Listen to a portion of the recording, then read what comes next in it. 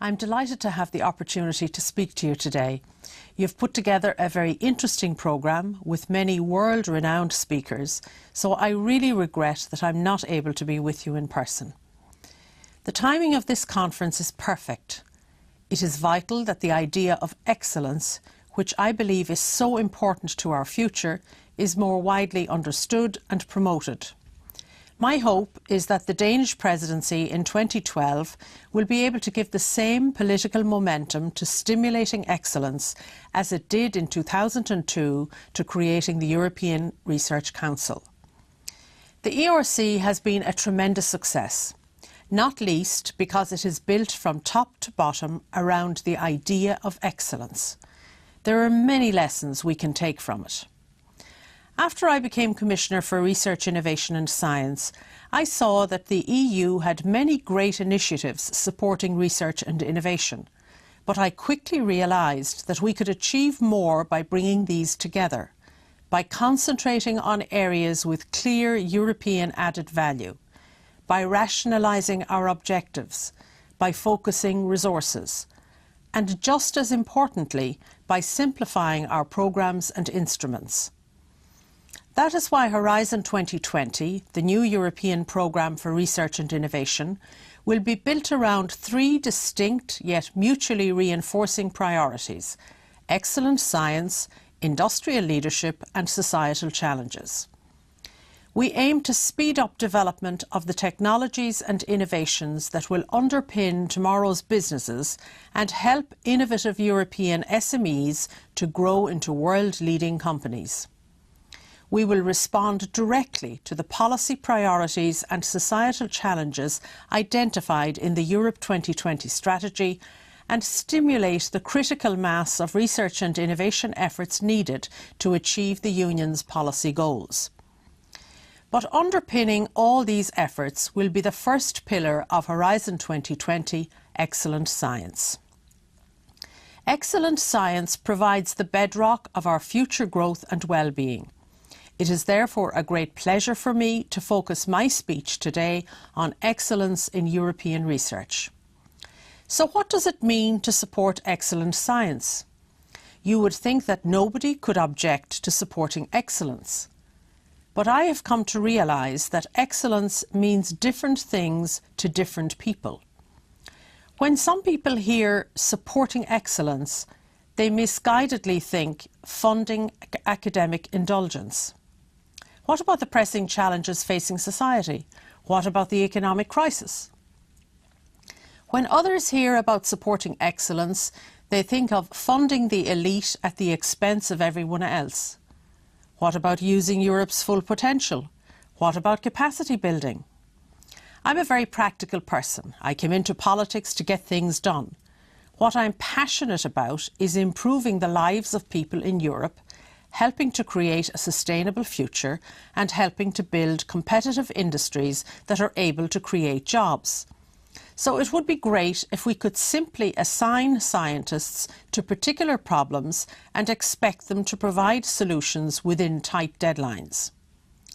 Unfortunately, it doesn't work like that. The record of big top-down initiatives to tackle specific challenges is rather mixed. And that is why I support excellent science 100%. There is no contradiction with wanting results, because history has proven time and again that the best way of achieving the breakthroughs that we need is to provide resources to the best scientists with the best ideas. Ultimately, that's all that excellence means. It means awarding funding and academic positions based on scientific merit, not because someone has the right political connections or is pursuing a fashionable research goal, not because someone is the most senior or has the right nationality or because it is their turn, but awarding on merit. And we need more excellent research. The EU produces more scientific output than any other region in the world, but it has fallen behind in producing the very best cutting-edge science in new and rapidly emerging fields that are closely associated with world-leading innovation. we have sufficient quantity but not enough quality. Similarly, international rankings of universities and other research organisations show that US-based organisations dominate the top places. So we need to support our best researchers and best institutions because they are in a global competition with better resourced rivals and with new rivals emerging every day. To be able to do so, we must invest in higher education and basic research, both at national and European level. We must create a research environment where excellent ideas can flourish and where our top researchers are able to work, share and benefit from each other. The research landscape is not flat. Peaks of excellence can spring up anywhere, but excellence cannot be everywhere. This is as true for regions, institutions and individuals within countries as it is between countries. But this does not mean that we should have only a few centres of excellence that grow at the expense of others.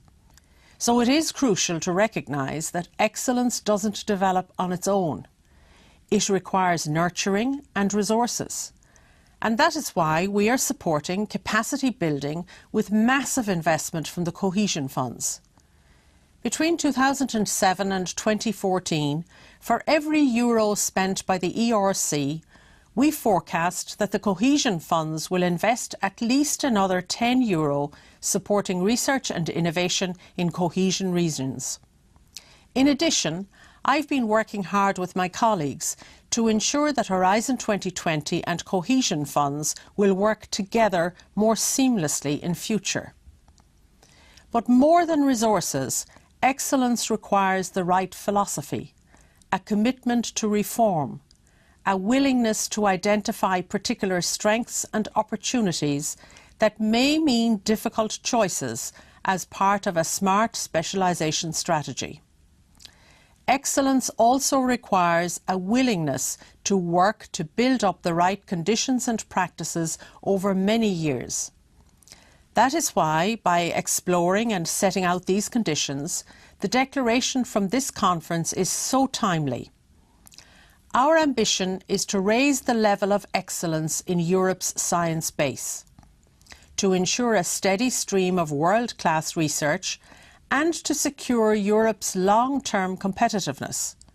So we will support the best ideas, develop talent within Europe, provide researchers with access to priority research infrastructure, and make Europe an attractive location for the world's best researchers. To be clear, the conflict between excellence and innovation claimed by some people is largely artificial. Excellent research and innovation have a symbiotic relation. They are part of each other and they need each other. Innovation is not necessarily linked only to short-term applied research. It is intrinsic to excellent research that needs to be hungry for new ideas, exploring new frontiers and thinking out of the box. At the same time, scientific breakthroughs, no matter how far from preconceived applications, need to be turned into excellent innovative solutions to generate social value and economic impact, to lead to growth, more jobs and better living standards, to successfully tackle the societal challenges Europe is facing. This is the philosophy behind Horizon 2020. Europe's current crisis is a debt crisis, a financial crisis, but above all, it's a growth crisis. The old recipes just aren't working anymore. That is why research and innovation policy are at the heart of Europe's fight for jobs and prosperity, and at the heart of research and innovation policy must be excellence. I hope that the declaration from this conference will give that message loud and clear. Thank you.